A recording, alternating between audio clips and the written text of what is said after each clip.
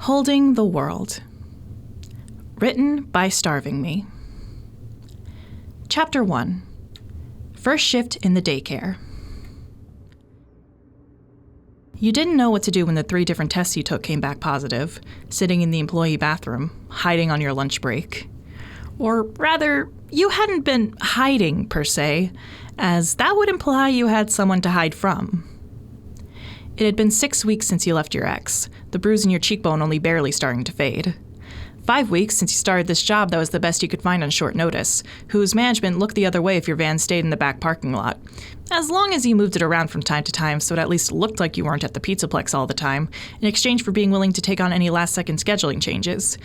And another several months before the health benefits, vacation, sick, and maternity leave could kick in.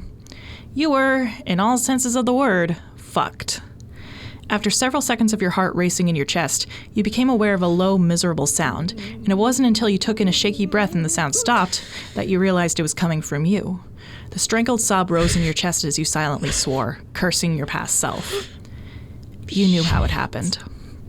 You only barely managed to turn to retch into the toilet as you remembered that night. Tears burned as you struggled to stop the urge to continue retching, even when you had nothing else to give. It wasn't like you'd been able to eat anything for breakfast, and your lunch was still sitting in the tiny kitchenette. Likely, it would be staying there for a while. Slowly, you took in breaths, counting them in, out, drawing out each inhale and exhale. After a long pause, you spat into the bowl. Eyes scrunched shut as you flushed the toilet, refusing to look as you shakily pushed yourself to your feet. Gathering the tests, 3 had probably been overkill and thus a waste, but you had to be sure what you were facing. And grabbing the black plastic bag, you crammed the little boxes and tests and all the literature about the tests into the bag, knotting it shut before shoving it deep in the trash can after you left the stall. Washing your hands and splashing your face in the sink, you'd take a few moments to swish your mouth out, pausing before doing it again, just to be safe.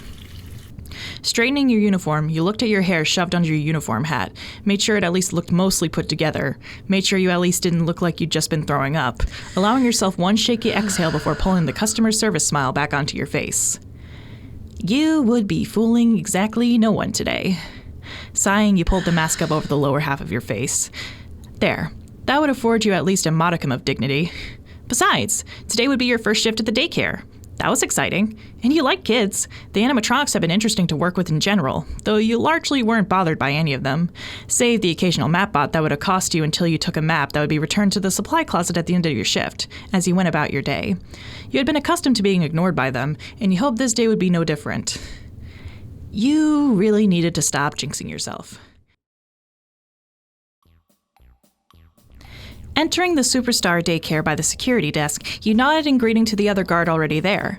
He was a quiet, older gentleman, almost surly, with a bushy mustache that bristled in annoyance as he sat down. "You're 2 minutes late," Dennis said, his voice low as he glanced up as a group of children started a rousing game of tag. "Sorry, I was stuck in the bathroom," you apologized quietly, looking out over the play area, eyebrows furrowing. You could see the children, but where was the... "Doesn't make a lick of difference to me," Dennis said, gathering the pages of the daily log and handing you a fresh clipboard. "It's a stickler for the rules, though, so you want to make sure you're on time going forward." Before you could ask about the daycare attendant, he immediately started how to fill out the paper log and the electronic end-of-shift report on the old monitor in front of you.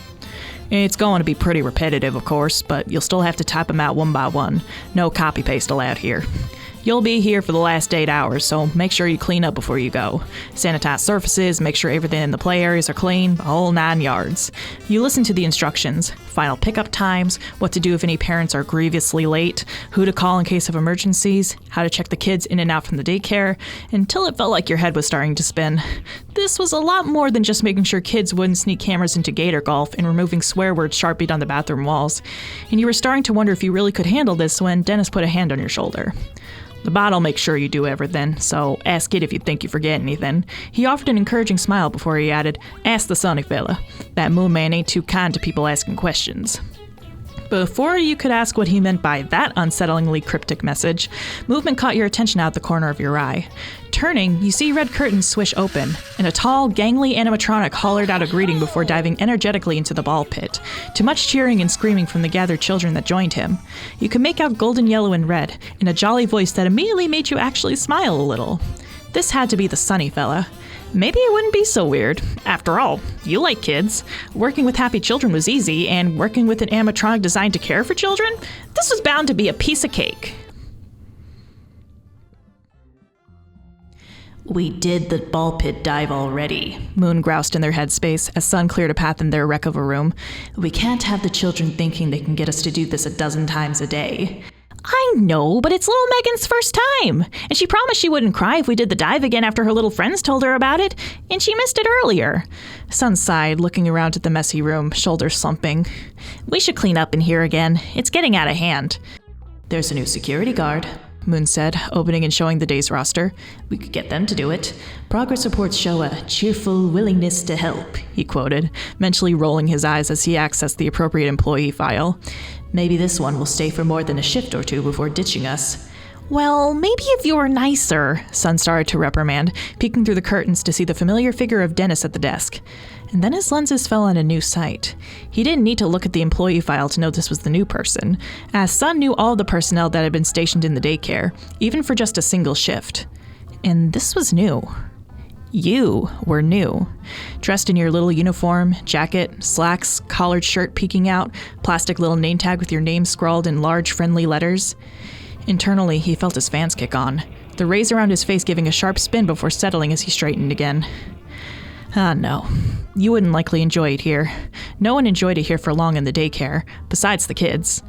He wasn't even sure why Dennis kept tolerating being stationed there, but his full belly laugh when the children told him jokes told him that he really did like the kids.